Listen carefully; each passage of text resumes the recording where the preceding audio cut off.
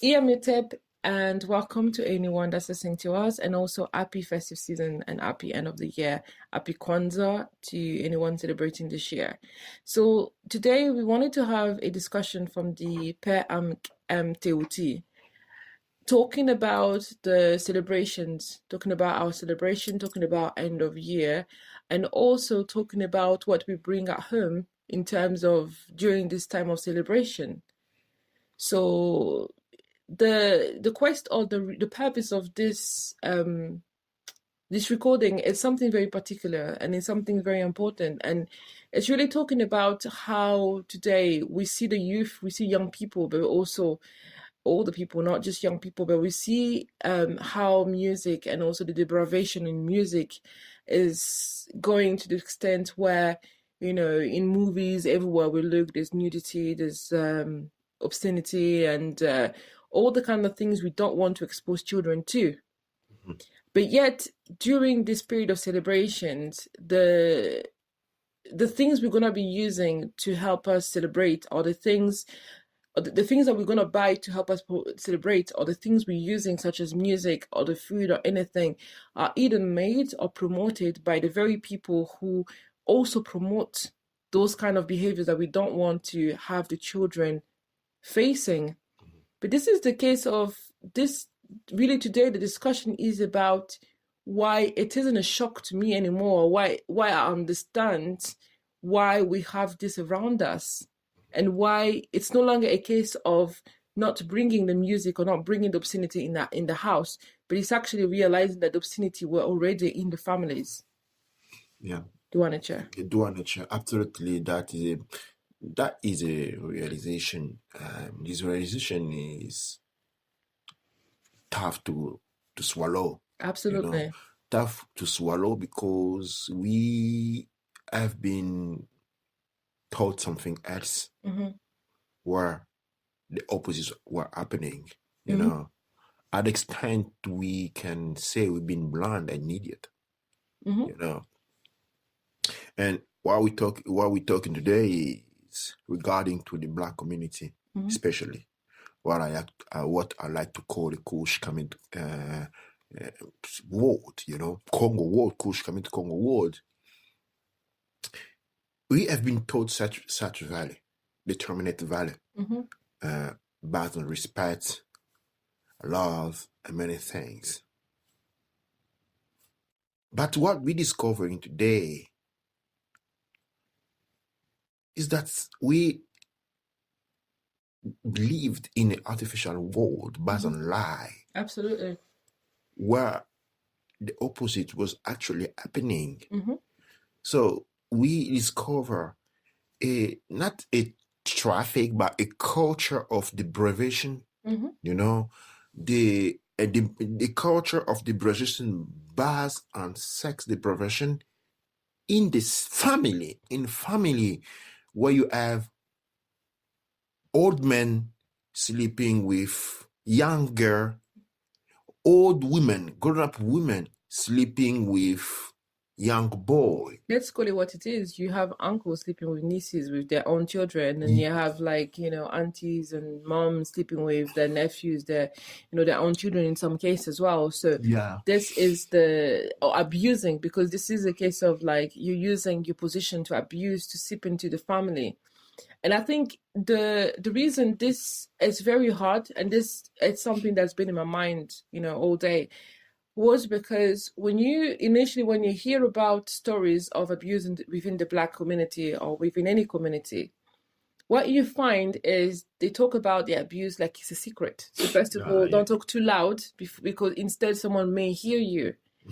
But what you realize actually, which is the saddest part, is the fact that those abuse are actually more frequent, and there is at least a case, if not many cases, within every single family. And I'm not even talking about the large family, but I'm talking about within a small family, you'll find at least one or a few cases in this manner.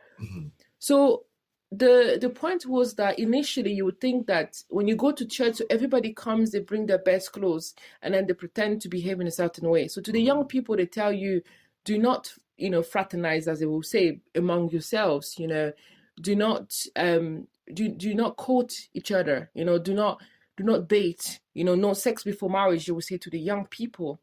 But in reality, that is just hiding a bigger lie, because often what you find is, in a case of abuse, is during sexual relations that the person will realize or will remember abuse as a child. Yeah.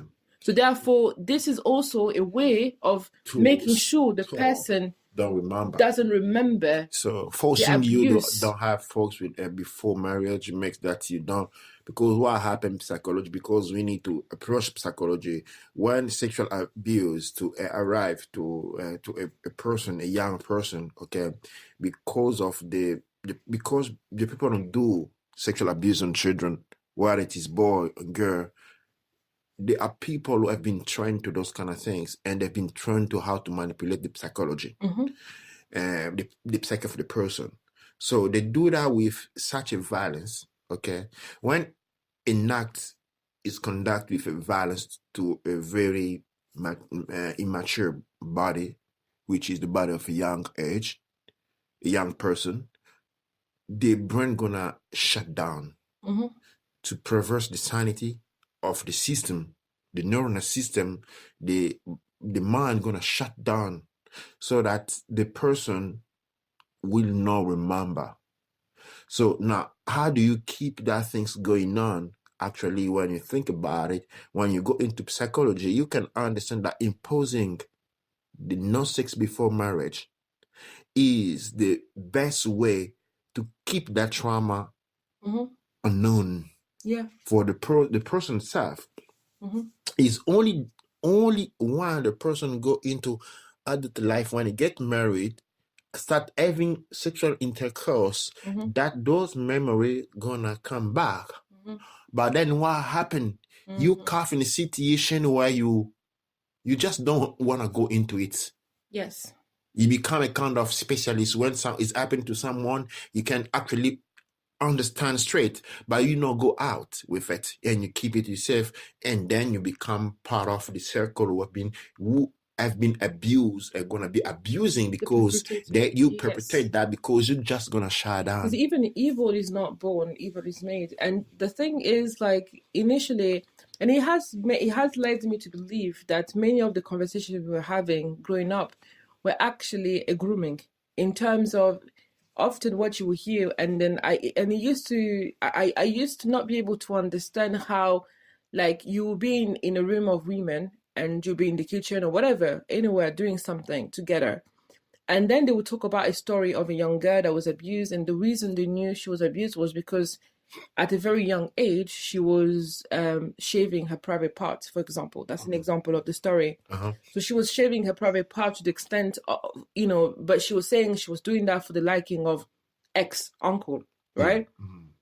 So now, then what happened was, like, then they would talk about the story, how it built up, who the guy was, where not so much as who the guy was, but in that story, without revealing any name or any identities, they would talk about that person came from X place, came to the family, had to stay to maybe find their feet, and then while the parents were working or the parents were away, this is what was happening to the child. Or the child was going on holiday. You know the scenarios. I don't even have to explain it. So now, what arises today is the story they will tell you is about how the family will find that out. And then in many cases, they will send the girl back to Congo so that she doesn't tell Europe. For example, if she's in Europe, she doesn't tell anyone. If she's in Kinshasa, they will send her back to her family, or they will put her in a way of isolation. They will take her away to isolation to protect her. But the brain is funny. But no, the pretext is to protect you. But the brain is a funny thing, because she's gonna she's gonna think, like, actually this happened. I'm the only one that's coming out, therefore I'm to blame. So that the person's gonna do it. But equally, the young girls are telling those stories too. The purpose of the stories, now that I've realized, is not actually to empower you, to make you believe that these kind of cases happen, but it's to tell you what the elders expect you to behave like if this was to happen to you. Because you're not exactly, because it's not about you speaking out about this, but it's about you staying quiet and actually staying in that case. Yeah. Why? Because you'll find that if you were to whistleblow, and that's where the cobweb, or this is where the design becomes bigger. If you were to whistleblow, what you find out is that someone within your vicinity, your direct sibling or your parent, have committed those acts as well.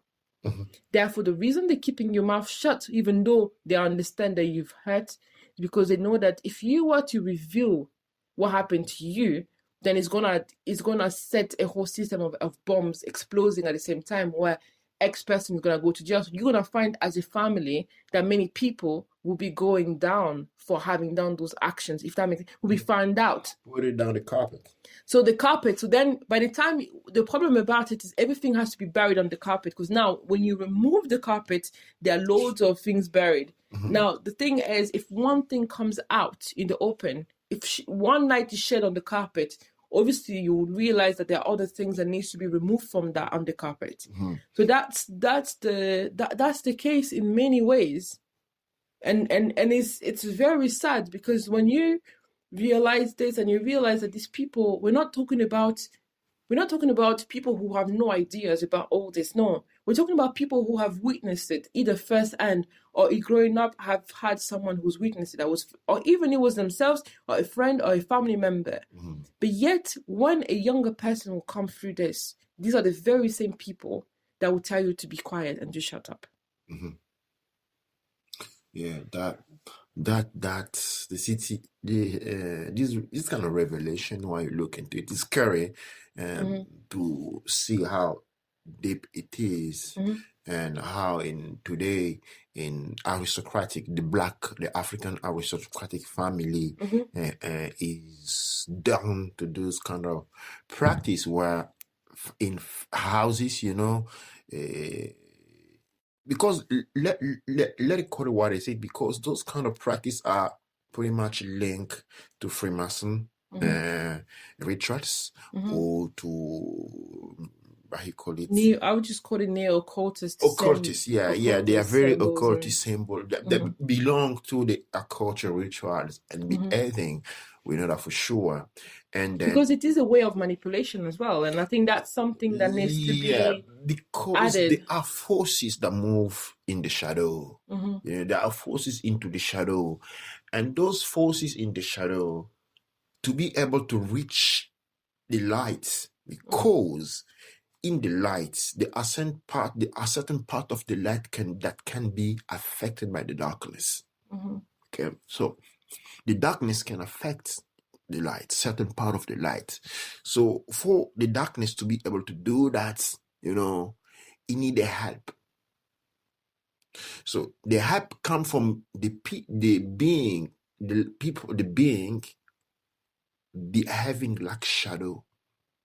The shadow behavior of the being of light help the shadow. So the Masonic ritual of sexuality is just a way to the shadow to carry himself on the light and to affect the light. And recompense is given to those people who doing that in a certain way, the master of the game. The puppet are giving some recompense, which is money and privilege and that, okay? But what they don't realize, that they just carry the shadow, and the shadow gonna actually drown them. You're gonna drown them, absorb them, and destroy them at the end. But doing so, they able the shadow to go further on in the light. And why? Because when we come to all those things come with the Western religion, the Christianism, the first stance bring all those kind of practice in big light, and those people who practice those kind of things, that the people that go out being the saint. Oh yeah, that's the thing. Being the saint, the one that everyone should Bram as an example, So that's why we call that the shadow, because they are the people that are carrying that shadow. That people are, they look clean, and this practice now, the things that, because this practice are carried by the people that are looked high in society. Okay, if these people can do that, that means down the line, everybody learn to do that. So the students who come to Europe to study in university, they went through because of many kind of difficulty, because they can't renew the paper, the Home Office chasing them and stuff, the immigration. So they need to find a refuge for them to stay in Europe. Most of the refuge was given by the esoteric society. So that one called the society, the society who kind of help them to regulate the situation, and they now are in depth with the society, or they see them like something big. So those people are gonna start bringing that the behavior of the cult into their family. You know, so then we see people coming, they're gonna take some niece and cousin from Africa and start abusing them sexually. So the person that's been abused sexually, whether it's a boy or a girl, it's contaminated. It's contaminated. One is gonna be sent back to Africa. That's what they're gonna do. If you don't fight against it, you're contaminated. So you turn. They turn you actually. They turn you. It comes because the abuse is done in a way where, with people who have studied psychology, done in a way where they want to actually turn you. Yeah. And I think what I wanted to add as well is because that stage that you've mentioned is, it's a good example. But then what I realized, is like, we were watching the movie, like a series on Amazon, right? So the series called Good Omen, just as an example. So then, as funny as it was, at one element, they talked about how the guy was trying to read the aura of the child in the movie. She couldn't read the aura, so she said, "You have no aura because I can't see your aura." But then what the movie then say is like, the reason she couldn't see the aura was just like, when you're standing in a square or when you're in a house, you can't really see the house the outside of your house when you're inside the house, for example. You can't see how big a house is if you're inside the house. You can't, right? But also, and then they went higher to a high level, and then they showed the horror of the person being so massive, and that's why the girl was not able to see the horror. So you can't see that Times Square if in Times Square. So that is just like a quick reference. And why to say that is because what now happened was like the seed of evil, or can I say, those kind of abuse have been spread like wildfire. And the only way you can understand it is if you take a rundown list of every area of life where we hear those kind of abuse. Now you multiply it in a sense where you now see how everyone connected to that area, they're part of it in a sense. Yeah, where they're part of it, or how the pattern is repeated. Dominant agent, of the very same system. That's why we see many. You see some kind of attitude down London and Newcastle. I witness self with the host pill that men gonna give to girls, girls, gonna give girls host pills. So they give the date pills, it's rape pills, they call them. Rape pills, and the girl gonna sleep. So what gonna happen? She's gonna find herself into a sex situation with many people. She won't remember. Okay, so the things that many people won't give importance to understand why those people are acting so. Absolutely. Okay, why those people are acting so. I've seen a new case in Newcastle where some of the African community are very dangerous to go across, because when you see them in a bar for a girl, you need to go away. Otherwise, they will find a way to put some red pills in your drink in a certain way, and when you go off, they take you with them. So that's a very diffuse attitude. The question I put myself, I asked myself when I see this attitude, and I was talking to someone who was like telling the story that what he's been doing, and for him it was something funny to do. So my question, I was looking to the guy, I say, how do you come to do something such as? And the answer come to me later on after a few years, because unconsciously or consciously it took part on this kind of situation.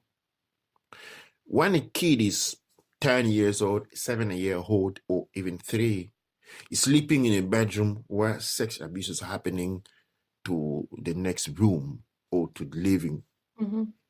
the vibration, the sensation, the abused girl feels a man vibration, the abuser a man vibration. That boy or that girl is being irradiated by this kind of vibration. Absolutely, yeah. You find the situation in both ways. The abuser has been exposed into that vibration, but even the abused tried that vibration because she carried that vibration. So she will end up exactly with the people who carry the same vibration as her, and she's been given a pills. And now what happened is that what happened often is, if you don't whistleblow, or if you don't report it, if you don't talk about it, if you don't fight against it, what happened is you may, it's really sad to say, but willingly or not, you may find yourself in a situation where you will make it okay for someone else when it happens to someone else. First of all, you carry the vibration. Yeah. Luckily, if you say no things, it's gonna happen to you again. And now the problem is that you may affect for men and other men, other girls who go around you. You're gonna exchange the vibration with them, and the men find themselves in that situation because you didn't talk. So talking is about cleaning. You may making a cleaning of your energy, releasing that energy. Yeah. Why didn't release, you carry cutting the cycle. Exactly. It's like when you talked about the darkness, or like when you talk about the shadows, right? The talking is a way of bringing another light, or bringing positivity to come in and to remove the shadows that want to take over. And I think this is where, like, again, this is where the thing becomes serious, because what happened is, a lot of us, for example, anyone who's gone to churches, for example, churches, or like whether it's Catholic or not, will know stories of pastors who have abused, pastors or people within the church who have abused someone in the church, not the person being known, but rumors has it. But you know about those stories, so I don't even need to go any further. People, you know those stories. Like an example is, I used to go in a church where one of our priests was convicted, for this. So it came out in the news that he was sexually abusing a young girl. So what happened there, it's not my problem. But that was the story. But then the thing is, we found out that information because we were similar age range as the person that had been abused ages ago. So we now confronted the elders in the community, telling them, like, did you know about this story? And then what did they tell us? They tell us, like, no, it's okay, he has changed. But now what do the elders do is that you look back and you see, and then you ask them, did you know? They will say, yes, we did. But then you're thinking, like, but how come you sent us to go do confession to him alone? You sent us to go ask advice to him in his house, or like when he's not when there's everyone, but in private, knowing that this person has done this, and it's a case of, like, not to say that people don't change, but what I mean is, if there's been evidence in the news, that means that it was the news, and then there was like convictions and everything like that. Not to go into that, but there was a lot of evidence for that. So then there was no need. And not also, we were talking about going to his house is not part of his description as a priest or as a pastor, just giving an example. So sending your children to go being prayed in somebody's house is not part of the pastor's or the priest's job description anyways. So why is there less protection? So then those questions were asked, growing up, and then it's only later when you realize that like you're saying, that information has been sipped through around, and now you see things. It makes part of a hidden culture, a very easy part of the what our society has become today. You see kind of things where, for example, a young girl between 12 or 70, 80, 90 will be sent to cook or to bring food to an uncle when he's alone, and those kind of things. Not to say that we need to to push into that direction, because certain person are dubious. And then if someone has temptation to steal, you don't put money close to him. They say that in Kinshasa, they say you don't talk about shoes where someone close to someone is lost his faith. You don't talk about shoes, your person. So when people are being convicted or suspected for child molestation, and then actually the family women actually want to be sending a young girl to the house of the person being suspected for child molestation into the house to bring food and cook. We see those kind of things happen a lot. Okay, well, when we grow, we see those kind of things. But what happened? We don't even think about it because you're a child. Okay, you just child a child, and then some girl gonna bring some food to an uncle, and then you just bring the food. But then the girl gonna change attitude, and when the girl change attitude, all the community gonna go down on her because she's a bad girl. Now, why the community go down on her? She's a bad girl because they want to isolate her, to make her be perceived as a liar. So for two reasons. One, she gets scared and don't open her mouth, shut her mouth. Or two, if she speaks, if she open her mouth, she's a liar. Okay, and in this way, and we've seen this pattern repeat itself again and again, and again. So it's only now we can actually open our eyes and see, okay, you know what? In the most community, and I'll talk about aristocratic families, African family, and where people seems to be devoted to Christ, so devoted to churches, shit happen there, and these things, these hide white shirts culture of young molestation. I'm talking about women and men, boys and girls, is really tough, especially now in Glasgow. We've been talking lastly where women was telling us that you have a lot of situation of child molestation in the family and in the African community, within the Afro-Caribbean community, and you have a machine of repression that is called the churches. To hush everything down and to keep it quiet. The churches today in the Black community, they are very destructive, youth destructive machine, because when those kind of abuse happen, the church come down to try to put everything down to make sure that nothing comes out, And in this way, the future. Whilst in the same time talking about it and then sharing the information to everyone without actually doing anything to help the person or doing any therapy to the person or anything like that. And it's very sad, because the system is, well, the girl or the boy, would carry on going to church. What happened is everything they talk about being clean, being good, being godly, the person touched by the abuse will feel as if they were less than good at that time. Yeah. Because they're left to feel like it was their fault. Because in their mind, seeing the perfect picture that's painted around them, they'll believe that this only happened to me, and thinking that this only happened to me.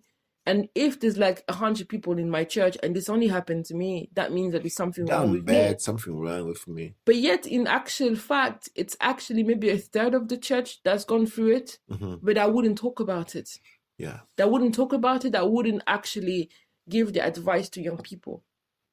Now, this brings me on to the music, because what you see is like a lot of the elders in those areas will tell young people, do not listen to worldly music, or do not listen to Congolese music. They will censor. There has the censorship of music, Congolese music, African music, any Nigerian music, or like, the worldly music as they call it. Even in some places, even the Christian music as well, taking everything in there. Why? Because of the way either the people singing the music lead their lives, or because of what the word does, or how the people are dressed while they sing the songs.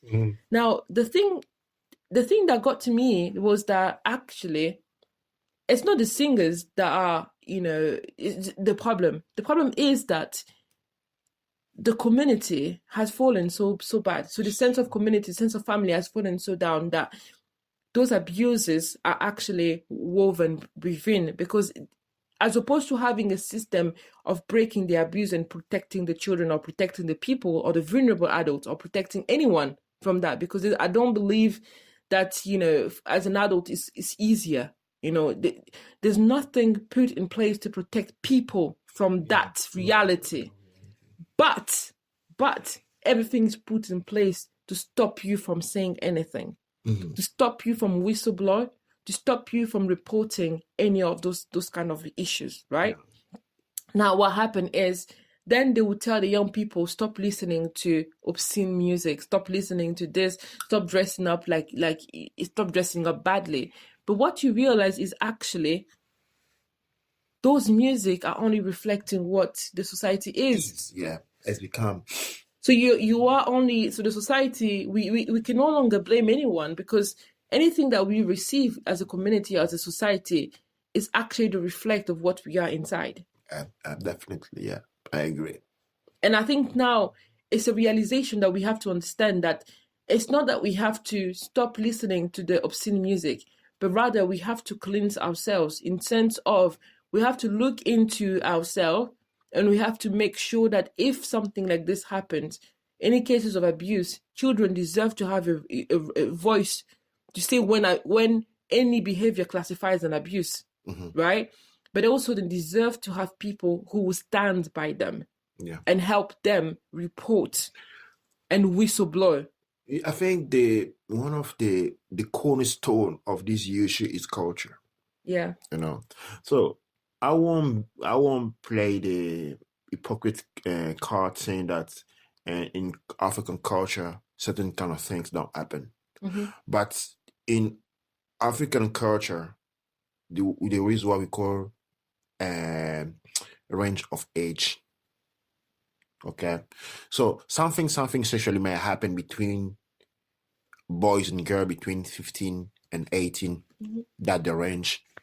So you never see, you never get a man of 40, okay, trying to have this kind of situation with a girl of 17, 19, 20. You don't see it, okay? What happened to Black people now? We have lost on culture deeply, and we identify. You can only lose your culture outly, because now with the Christianity, the white culture coming in, people find a way to hide themselves. Let's put it down. Homosexuality, we know for Grace culture. That's something that we know. We know child molestation, the story of it. We of perfect situation. We know. I remember when I was a kid, I was like 5, 7. I was watching a TV show down in Canada. It was back in the 80s, where a man come in the TV said that he discovered something beautiful, something gorgeous. And everybody was like, wow, that gorgeous. Now I can have sex with my wife and with my girl, my daughter all together. I remember I was like 7, 8. That was back in the 80s. That was the TV from Canada. So TV show, wow. The TV show from Canada. So we can see those kind of culture where they came from. Okay. But I see the trouble is, I do think it's like a case of like, there is what you see is like it's almost like mushrooms popping in. So you have different elements coming into the community that we see today, and in a way or another, it's a challenge to deal with, especially from the African perspective. And when you talk about the African perspective, so there are many. So there are the African perspective during colonization, after colonization, during slavery, and even before slavery, right? But now what you see is that a lot of first of all, when people hear African culture, they think about the neo-colonialism culture, not the authentic one. So in a way, it's like when you now look at all these things, what you realize is that it's not that, yes, it was a TV show from Canada that displayed that, but the problem is that as communities, we fail to understand that it's not the people of Canada that voted for it. It was imposed on the people of Canada, right? Now presented on the people of Congo. Therefore, the people from living in Congo will think that the people of Canada live like that. So the problem is that actually the way the information is presented, or who presents that information, is the one that's doing the disservice to both people. Because on the one hand, the people of Canada do not live like that, but therefore the people of Congo think that it's normal in Canada because that's the way it's being presented. And I think this is something that we need to understand, because a lot of the issues is when you come into the one area, it's not the case of like how it comes in and how you hear about it. And it's true, many things was new, especially, coming to the UK. We had to learn about a lot of issues, right? But the way it was presented to us was as if it was the people of Europe who wanted this. But what you find out is when you look at it has become that losing the sense of family. When you look, we've been told in school back in Africa that in Europe, family mean father, mother, and children. Yeah, but it's not true.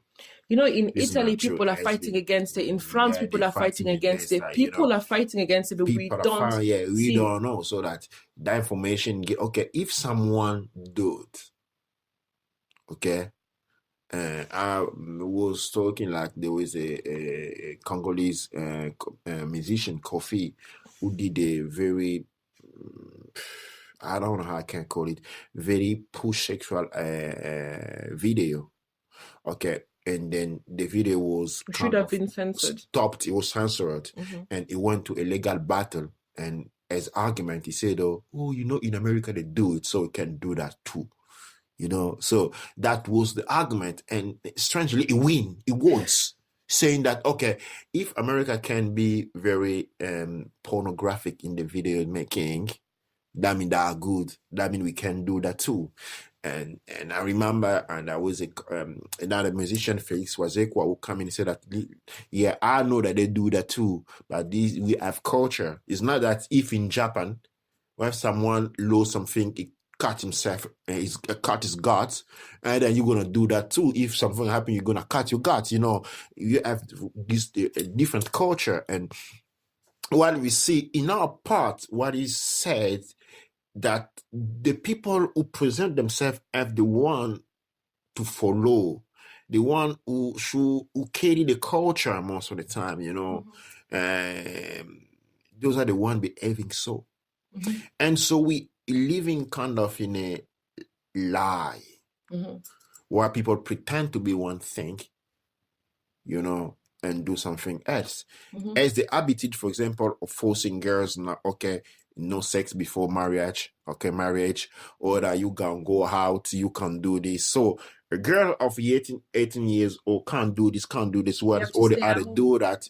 So what it developed an alter ego. I am actually going to share a story of basically what you're talking about, how like girls, you have to stay home and what happens within the home. But in the same time, I think what is like when you look at that situation, initially, what I seen was like a video being censored and that going to court, and the court deciding that actually we shouldn't censor the video because we haven't censored the obscene American video that came in onto live daytime television and shouldn't have been. Therefore, this one, we're not going to censor it in Congo. So now, the other issue to look into is the fact of like, and this is why you realize that it's a bigger problem, is the fact of the people deciding, or the whole commission, or the whole judging panel, and the judge, the advocates, and everyone. When you take the lawyers and solicitors, everyone taking part into the research and to the preparation of this case, what you find is they came from homes, right, from families, and what you find in the family, that when a case of abuse happened, what do? You shut it down. So what you think you're gonna take is? So what it's at the moment when you realize where the hope was lost, because like you said, the shadows have been left because we keep everything buried under the carpet. Yeah. Therefore, when they went to court, there was only one possibility, there was only one solution, which was to bury under the carpet and let it happen. And let it happen, let it destroy the youth. Because in any case, the youth, we're not protecting either we're not protecting people anymore, because these acts happen, and the best way to deal with them is to stay quiet and do nothing about it. Yeah, years ago, those kind of things would happen only in the US. Everybody know the black US music. How is it? But today, something is changing when you look for the new coming out, the Afrobeat. The Afrobeat. Back in the time, American music, yeah. But you need to have a TV, internet was not everywhere, so the damage was very limited to those one who can afford, and very few people can afford those kind of things. But today, everyone can afford a mobile phone. Everyone can download a video and watch it, and then you have the explosion going on the Afrobeat. I was to my sister's house. I was watching. It was in the TV. The Afrobeat going on. I couldn't watch that, because they are so close to pornography. So now the thing is that the Afrobeat is about young boys and young girls, isn't it? So who are portraying themselves expressing themselves in a very sexual way, deeply sexual way. Now, the deal is that when you go back home, you're going to find that an uncle of 40, 45, 50, 55 is now. Okay? Then now, the young girl, because she see those people on the TV like idols, she's going to dress like them. Okay, now, the uncle who watch the video going to see the girl coming in, and all he's going to see is the video playing in his mind. Now you see what's going to come next. Yeah. So this leads to, I think this is probably something that also, influenced this recording or this discussion, is basically, like, at some point this week or last week, I stumbled upon a suicide note written by a 15-year-old girl. So there was a 15-year-old girl in the UK, I believe, who committed suicide. And unfortunately, she also wrote a letter leaving to her family. And so I'm not going to read the full story, but just to say I found it on the Zimbabwean observer.com. So that it was posted on the 10th of December. So if anyone wants to find it, it's on the Zimbabwean observer.com. So the letter says, "Dear Mom, it's okay. It's with a heavy heart that I write you this note, knowing the amount of pain it is going to cause you. So, Mom, I want you to know that I love you dearly and will ever love you. And if I'm given the opportunity to live again, I will still choose you as my mother, and our family will still be my place of birth. But unfortunately, I know that there is not going to be any such opportunity." So that was just the beginning. So I'm gonna go through some of the key points of the letter. Yeah, the relevant part. So I tried my best to pull through, but my best was not good enough. I battled alone for about 13 months now, until my strength failed me. You and Dad could not decipher what I was going through, and maybe I should not blame you for that. My one and only brother came very close to understanding what I was passing through, but it was too much for his young mind to comprehend. Mom, I know that you and Dad love me and did everything you could to prove that to me, but I was not feeling loved. You provided for me more than I even wanted. Took me to places that most of my mates have not even heard of. Yet despite all this, my heart was longing for love. I needed someone who would love me for who I was. I needed someone who could reach to the depth of my soul and fill the vacuum there. The material provisions you spoiled me with could not do that. And I was alone all the while, despite the fact that we loved together and had just as a family. Then came the last straw that broke the camel's back. Your brother, Uncle Tony, who came to live with us, made me to believe that he knew exactly what my soul was longing for: companionship. He chose to stay with me when you and Dad were too busy to notice my loneliness.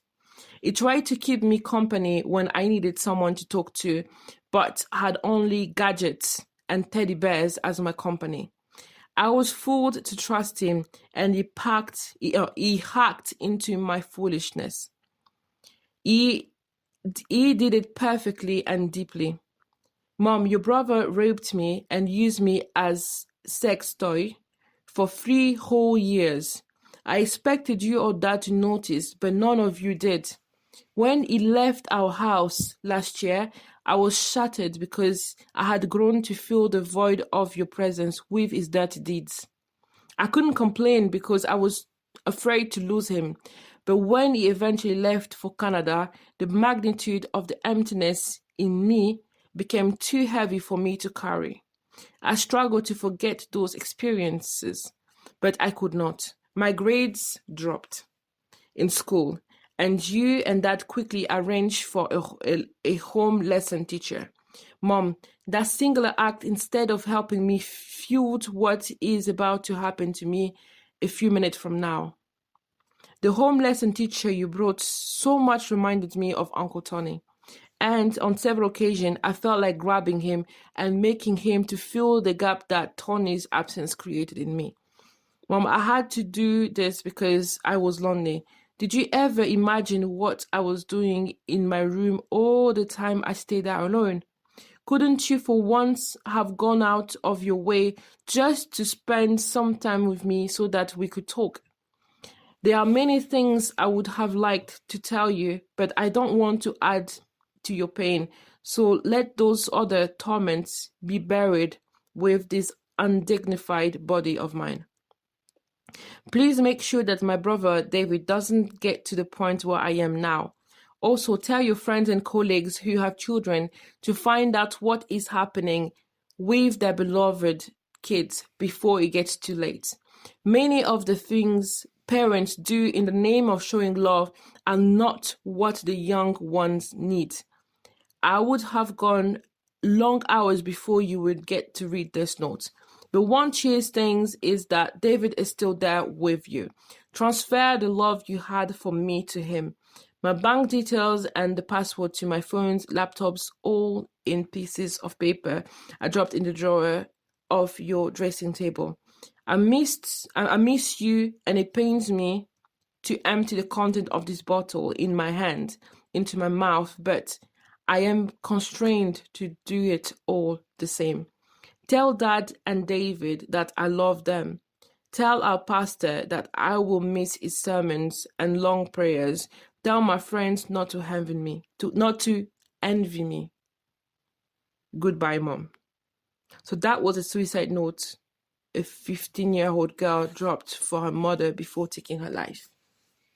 So, and I think the thing that got even sadder for me was tell my friends not to envy me for taking my own life. So we don't even know what the friends are going through. Yeah. This is it's very hard. It was very hard for me to read this, and the first time I read this, it was very, very hard for me to read this. But as I read this out loud today, it reminded me of a letter I wrote to the Scottish Parliament ages ago. So in that letter, what I did was I talked about the abuse that was going into Congo, the sexual abuse that women were going through in Congo, and men, and young people, and the sexual abuse to everyone really, and also the sexual abuse and victimization of gay people as well in Congo.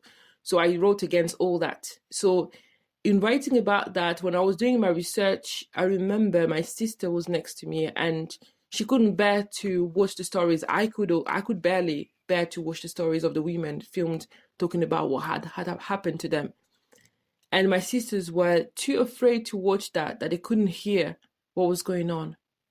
But that was that moment where I got the strength, and something in me was like, if we're scared to talk about these kind of stories, or if we're scared to learn to understand what's going on in our community merely because it pains us what happened to someone else, the suffering of someone else would never be so bad for you that you can't help them.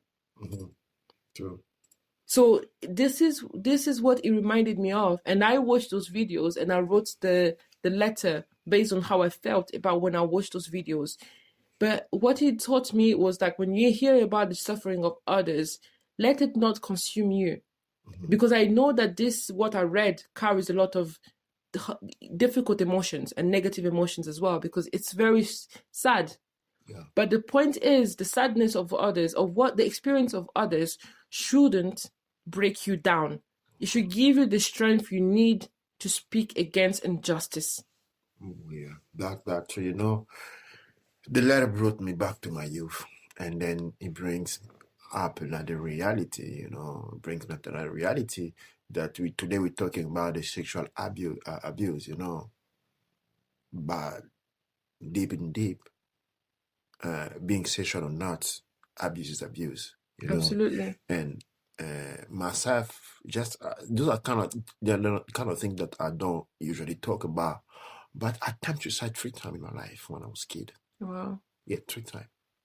Didn't work, but I was decided to take my life. 3 times I did to try to make suicide on myself.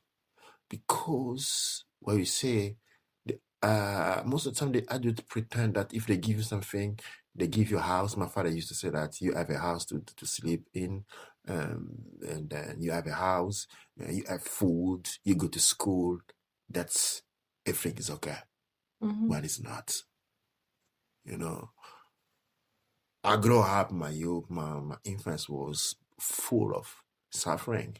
Mm-hmm. Full of suffering.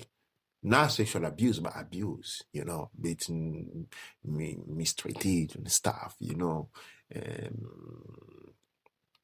not seen as a personal role, not considering at all. Those kind of abuse leave big mark on a person, the sexual abuse is the ultimate one. But, I don't want to put it down, mm-hmm. It always go in your life. The sexual abuse is dramatic, especially if the child is a child.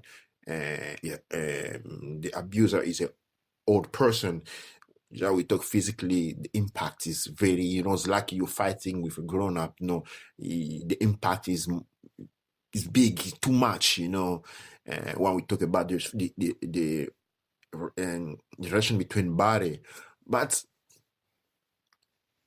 I will say that because that's something I believe deeply.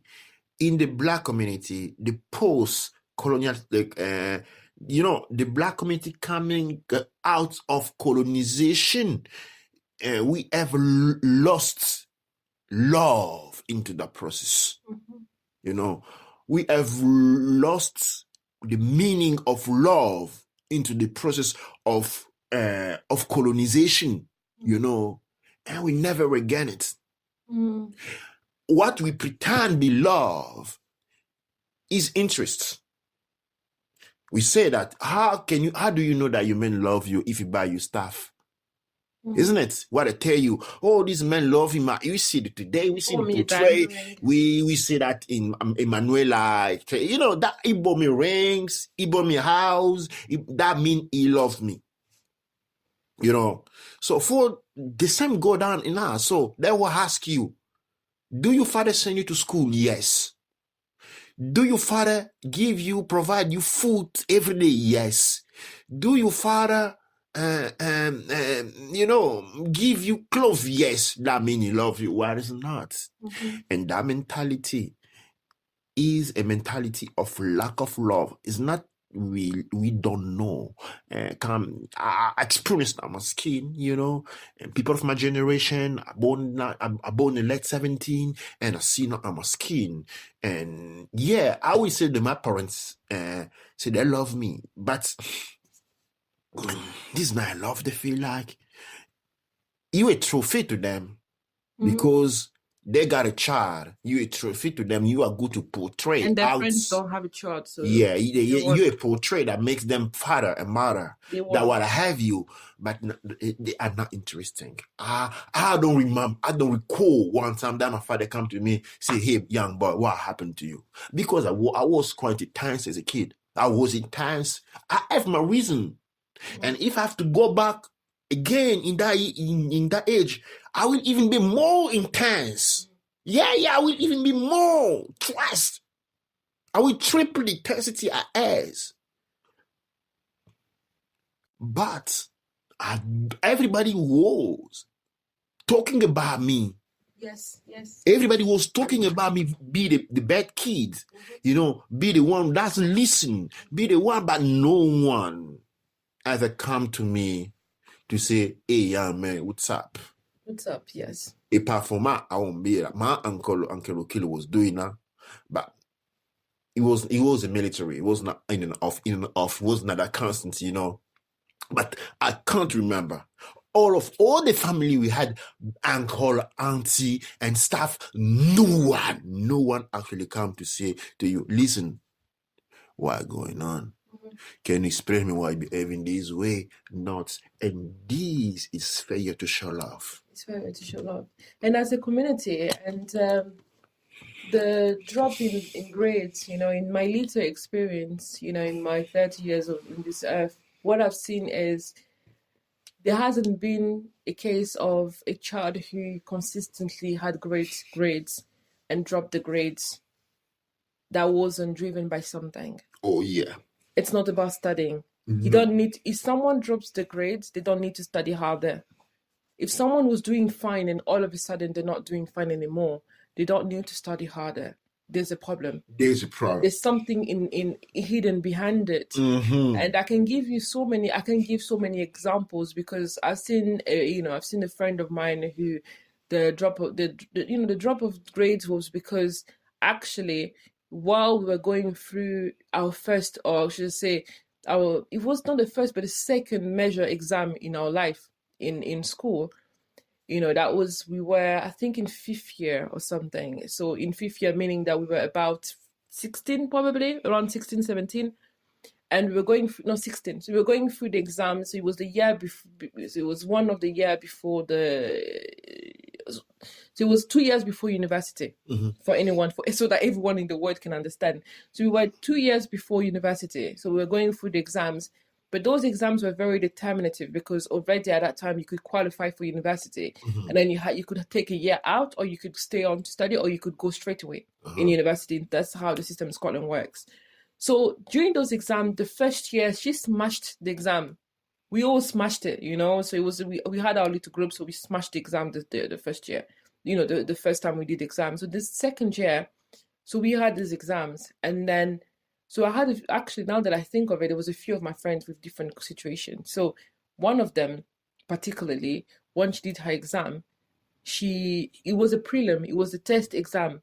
So we were able to actually see her test paper. So the teacher told us that she had 13% in the exam. We were like, what? So 13 out of 100, just to clarify that. I remember seeing her paper, and what I saw in her paper was, the beginning was loaded with information, or like she started writing, and then there was a huge blank. And then at one point she wrote the number, and then there was a huge blank, and then she wrote something. So when I looked at this, I was like, it looked like a blank. But I didn't understand what was going on. But I took a photography of that because it was strange. Because I was used to, when I used to fail, I was used to seeing when someone fails an exam where the teacher has to cross out. You cross to say wrong answer. But that's not what we saw. It was different. So then what ended up happening is toward the end, once we did the exam and it was hard for her, it was toward the end that she told us that she had gone to the doctor. And this is, again, how adults can ruin, or like how, I don't want to say inexperienced, but how a news is presented to someone could actually ruin someone's life. So she had gone to the doctor, and the doctor noticed a lump in her breast at that age. Now, when the doctor when the doctor now did the test and everything, they noticed a lump in her breast. But they had to do further tests to find out whether it was cancer or not. So they had to do further tests, but they also had to prepare for doing any chemotherapy if needed. Mm-hmm. So the problem was that it was a situation of we don't know if it's cancer yet, but in the same time, you need to already start taking a decision as if it was cancer. So in the same time, her and her mom had to go and get deeper tests, but also had to go and get information about the kind of chemotherapy that she could have gone through. Mm-hmm. So just imagine a 16, 17-year-old, 16-year-old or 15, 16-year-old really, going through school, leaving school to go to doctor's appointment. In between doctor's appointment, you go to radiology appointment to find out how they're going to radiate your whole body. You're going to lose your hair and everything like that. And you're going to stop school. You're going to do this. So she was going through all this. But as friends, she hadn't shared that with us. Mm-hmm. So we just knew that she was going through she was sick a lot. So we didn't understand what was going on. But it's only later when the doctor then say after they had to do so many tests because it was a misdiagnosis, but they had to do like something like 3-4 tests afterwards just to kind of like make sure there was no risk done. By then it was toward the end of the year. So when she did the final year exam, she failed everything. She failed most of the classes. But already her failing some of her classes, she passed some, she failed some. It wasn't like her prelim results. So when she now told us what had happened, and then I visualized a prelim exam, and then I asked her what had happened. We asked her what happened in her prelim. She told us she had blacking out. She blacked out because she couldn't think. She blacked out, but she didn't do anything. She didn't move. She didn't. So just a brief example. Mm-hmm. So that was the case of one. And another one, she was going through the asylum process where on the last year, the family, they had to reduce her allowance. They stopped the family didn't have any financial support anymore. So it was a very stressful situation for her. Mm-hmm. So it affected her as well. And another one, it was a case of like her mother had left her to be alone at a young age, and it also affected her similarly. So these are just like examples of people, and also, and that's the thing. That's the thing about what is logic is if someone was going between, let's say, if someone was doing between 65 to 70%, what's normal is that they find themselves between 60 to 65%. Mm-hmm. But it's not normal for someone that was gaining 65 to 70% to find themselves in the 40s.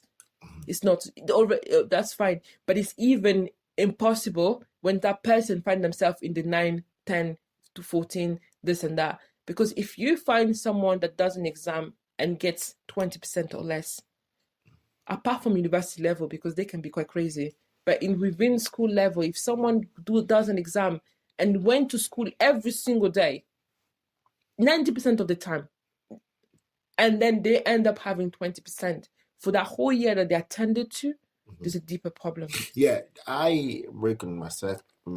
I can see that, when I was growing, because I grew with a stepmother, and then when you're kid, you don't see many things. The undresses, but yet my grandmother was there. So you kid, you don't really you don't analyze things. Yet I remember one thing of my childhood. I used to go with my friend to their house and see the parent hugging them, the mom hugging them, and the father talking with them. Well, in my house, those things was impossible because I couldn't even sit close to my dad on the chair. I need to stay away in a living room, in the dinner room. When you have a living room, we as boy, we were not allowed to sit in the living room. We always have to sit in the dining room away from our father. Only our stepmother daughter were allowed to sit close to my dad. When I go see my friend, I will see them. It was not easy. It was not easy seeing them. But in school, more or less, when you're a kid, you don't notice many things. But when we go in the secondary school, you start not noticing that you're not loved. And I recall, and that's a very important age as well. Yeah, puberty. Yeah, I recall trying to do my best, and there was a period where I was just studying. In Congo, we study a lot. Yeah. You know, I just go off the school, be studying all day, studying all day, studying all day, studying all day, studying all day, studying all day. But yet it wasn't working. They were one working. Because having understood that there is in me something missing. There is in me something missing, and I know what was missing. There was no love. You remember, and that shit, yeah, destroy. Oh, it does Destroy. And because we have been able to see this kind of situation, to deal this kind of situation, the situation keep growing into himself in the darkness.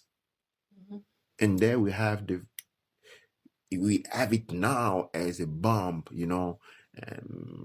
sexual abuse in the family and stuff. Yeah. You have two situations. We have the sexual abuse growing as a part of what the process of thought. Then we have the infiltration of the Freemasonry and all those occult culture broken, because the sex group and stuff abuse, sexual abuse are very common to occult.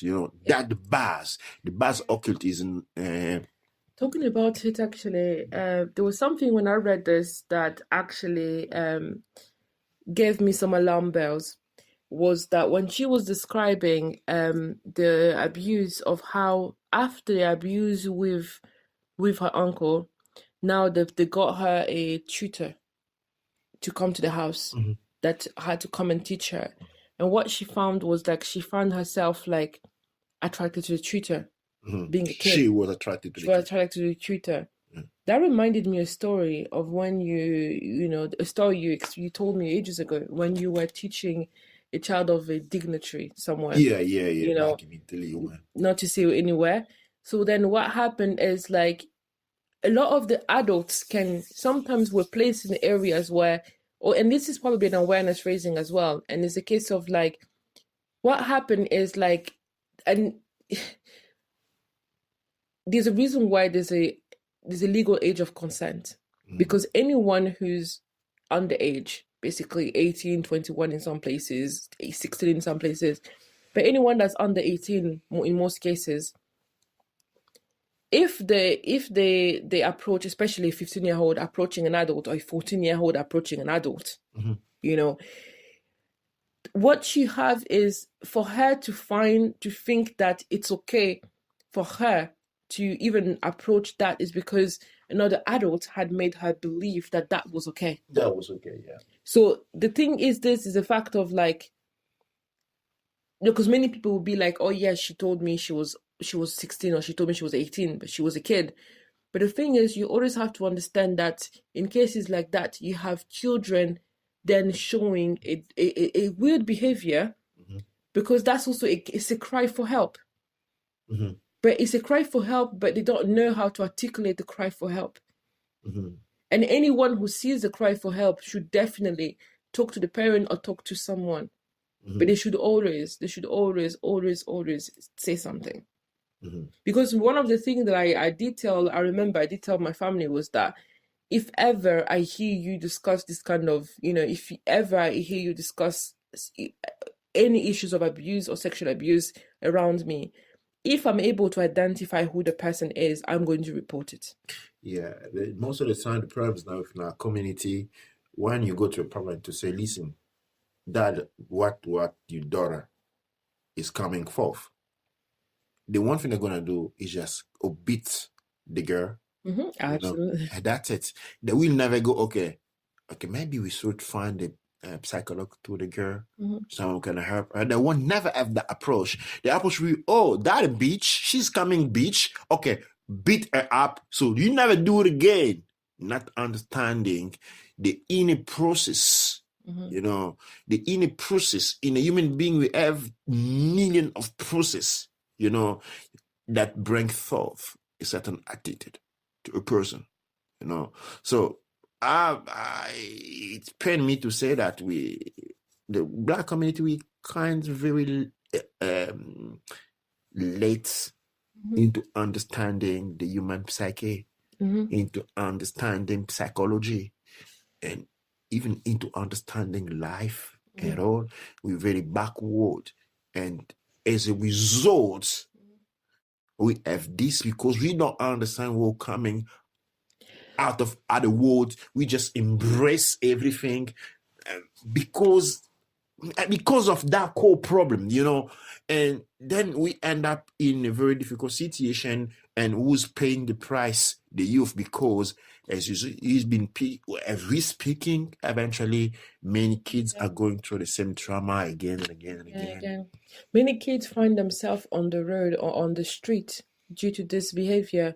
Many parents today in the in the Congolese community, I can only speak about the Congolese community because I have heard about it, I have seen it, and I have seen it in that sense. And what you see is that many girls, for example, a girl will come out. So if a girl were to report this to an uncle or anything like that, they will task her as she's trying to steal her auntie's husband. She's a homewrecker, or it's her fault because she didn't cover herself well enough, right? Or they will tell her to just shut up and then, keep quiet, forgive and forget. God will pray for her. The person will pray for her, or the priest will pray for her, and then that's the cake done. But in many cases, the girl will find herself on the street. And then what happens when you're in the street? You're vulnerable, and then even worse happens to you. Oh, yeah, definitely. Worse happens. What worse happens to you? Now, another case is a girl goes out and comes back home late. The parent, what would they do? They won't open the door.